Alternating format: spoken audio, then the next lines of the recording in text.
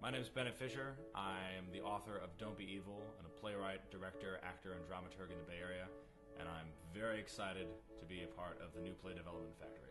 Hi, my name is Tom Bruett, and I am the playwright of Intelligent Men Ask for Directions.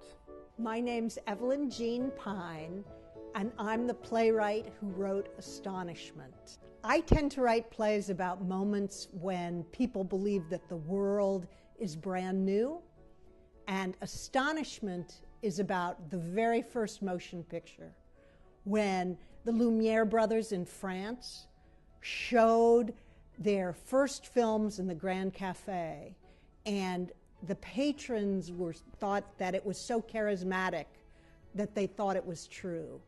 And so this is the play about that bunch of people, the people who were there that night, and the impact that moment had on them.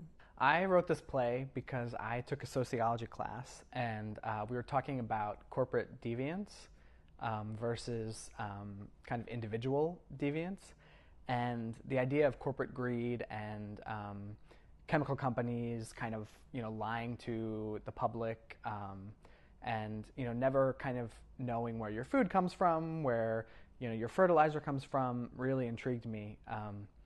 And so I kind of created this absurd situation where a woman has just is losing her husband to cancer, and so she's very crazy and upset with the corporations. And then this corporate lawyer walks into her house just as she's looking for the liver that could possibly save her husband.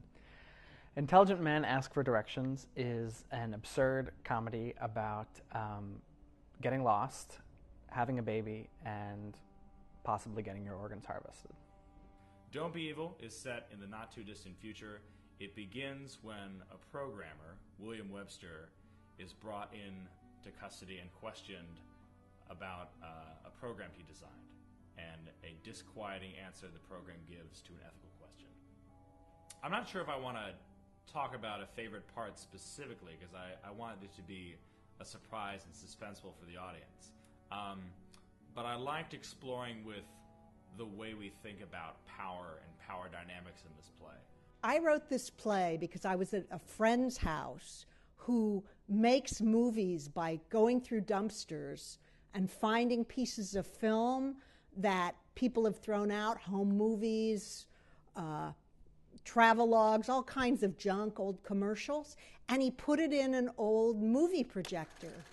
And I heard that sound of a movie projector, which is kind of like the heartbeat, kind of like the sound of a train.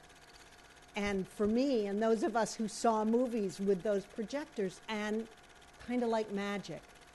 And I thought, I want to write a play where we see people having that kind of visceral reaction.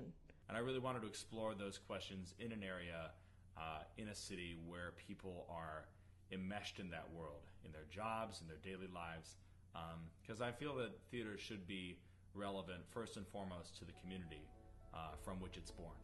And as a Bay Area playwright, I wanted to write for a Bay Area audience. Something interesting with this play is that I think I'm constantly walking a fine line between being really politically incorrect and being really honest. And I think that there are people who are this extreme in real life, but it might offend some of the people in the audience, or it might make them laugh hysterically. I'm hoping for the latter.